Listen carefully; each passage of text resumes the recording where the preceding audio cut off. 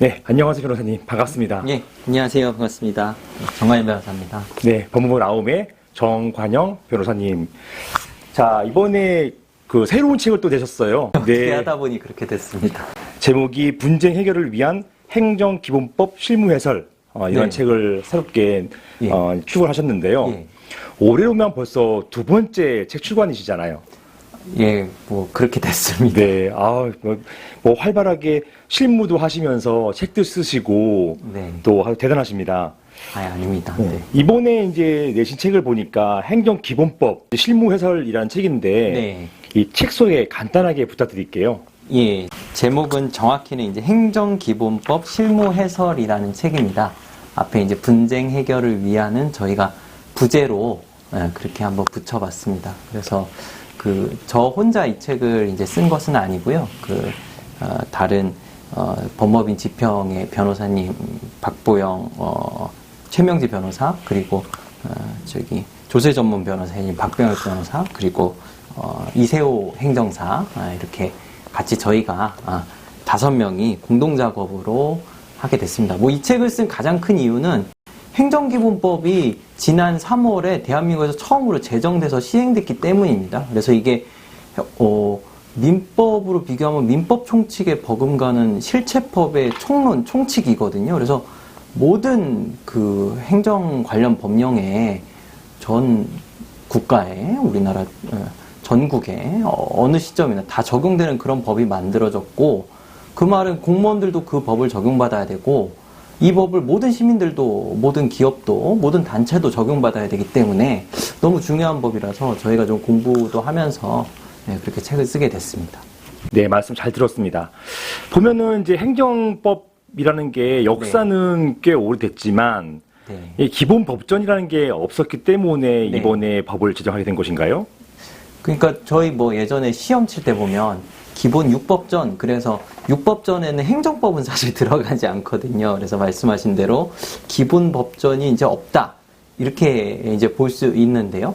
근데 그 말은 뭐냐면 민법처럼 이렇게 통으로 된 법전은 없지만, 사실 이 행정기본법이 만들어지기 전까지는 뭐 행정절차법, 절차에 관한 어떤 일반적인 규율이죠. 그리고 행정소송법, 행정소송에 관한 일반적인 규율, 행정심판법도 있고요. 행정규제 기본법이라는 또 행정규제에 관련된 기본법도 있고요.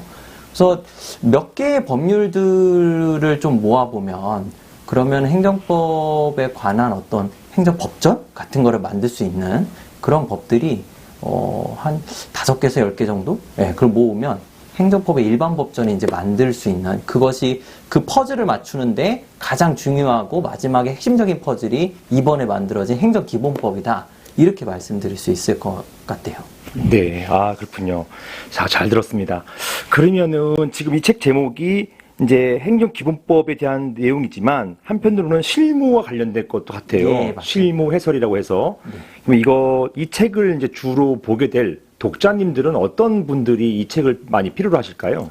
이게 뭐 일단은 저희가 행정기본법 뭐 해서 뒤에다 뭐 강의를 붙일 수도 있고, 실무 해설을 붙일 수도 있고, 해설을 붙일 수도 있고, 뭐 여러 가지를 붙일 수 있겠습니다. 근데 저희가 실무 해설이라고 쓴 가장 첫 번째 큰 이유는 제 생각에는 저는 실무가의 해설이라는 의미로 첫 번째 좀 썼습니다.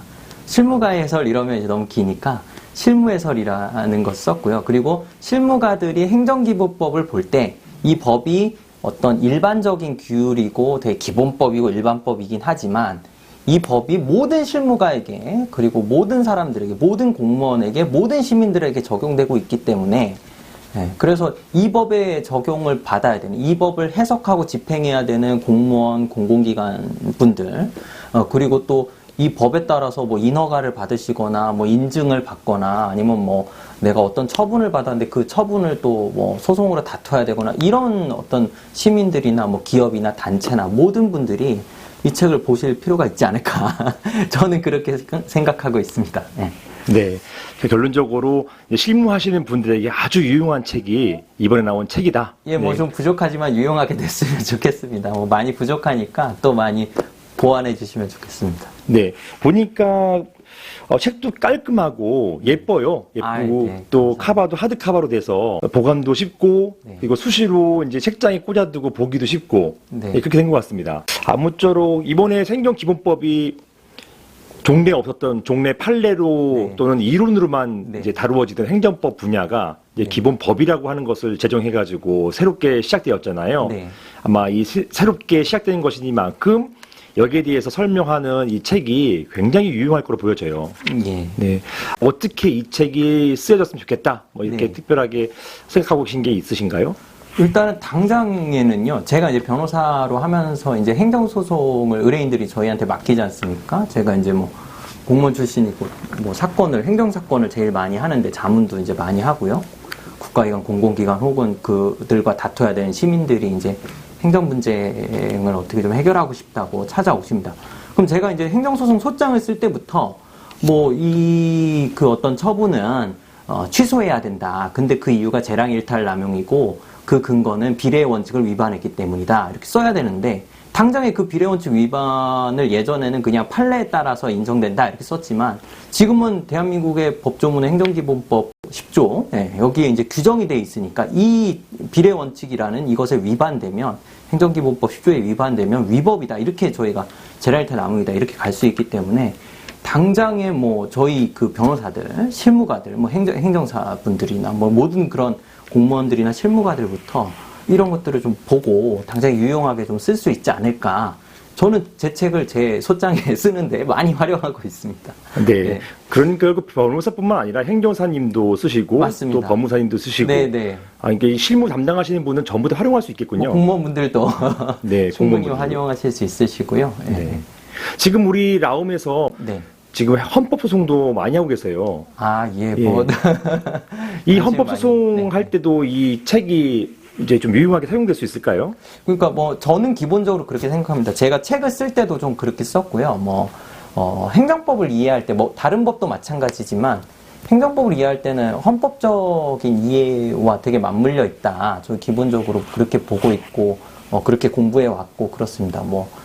옛날에 유명한 독일의 유명한 학자의 말에 빌리면 행정법은 헌법에 구체화된 법이다. 이렇게까지 말할 정도로 하는데 그래서 어떤 헌법의 아들로서 자녀로서 이렇게 행정법을 볼 수 있기 때문에 그만큼 그 헌법과 행정법이 같은 공법으로서 이런 어떤 규율이 서로 밀접한 관련이 있다. 예를 들어서 말씀드린 비례 원칙도 행정법상 비례 원칙이면서 헌법상 비례 원칙이고 평등의 원칙도 이번에 행정기본법이 새로 만들어졌기 때문에 이게 헌법상 원칙이면서 또 행정법의 원칙이고 두 법에서의 차이점도 또 있고 이런 것들을 좀 요즘에는 세밀하게 좀 봐야 그래야 헌법재판이든 행정재판에서 승소 가능성을 높일 수 있지 않나 그렇게 생각합니다.